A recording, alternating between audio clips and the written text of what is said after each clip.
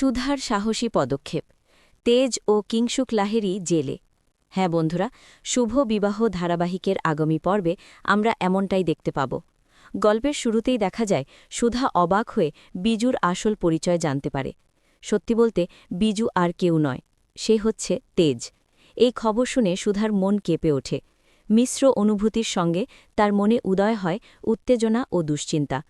তেজকে সঠিক সময় সঠিকভাবে বুঝতে পারার জন্যই তার সাহসী পদক্ষেপ নেয়ার প্রয়োজন অনুভব করে। তেজকে বাড়িতে নিয়ে আসার সময় সুধা নিজেই ভেতরে কেমন যেন অস্বস্তিকর মনে করছিল। ঘরের দরজা খুলে সুধার চোখ যেন আটকে যায়, কারণ তার সামনে দাঁড়িয়ে আছে আরেকটি তেজ। কিন্তু এ তেজ কোনো ভৌতিক বা কাল্পনিক নয়, বরং তার মেয়ের হাত ধরে দাঁড়িয়ে আছে। মুহূর্তের জন্য সুধা স্তব্ধ হয়ে যায়।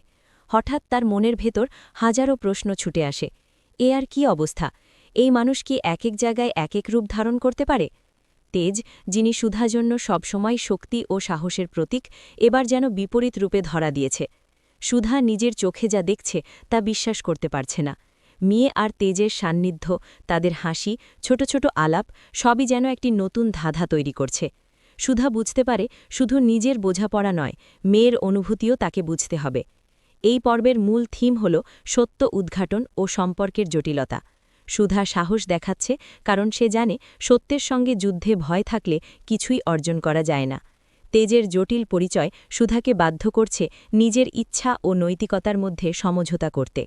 এ সময় বন্ধুরা, আমরা দেখতে পাব কিভাবে সুধা, তার মেয়ে এবং তেজ, এই তিনজনের সম্পর্ক নতুন মোড় নেবে।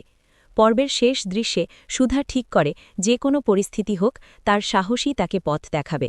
দর্শকরা তাই অপেক্ষায় থাকবে কিভাবে সে তেজ ও তার মেয়ের মধ্যকার বিভ্রান্তি মিটাবে এবং নিজের ও প্রিয়জনদের জন্য সঠিক সিদ্ধান্ত নেবে। শুধু তাই নয়, এই পর্ব আমাদের শেখায় সত্য বলার এবং সাহসী পদক্ষেপ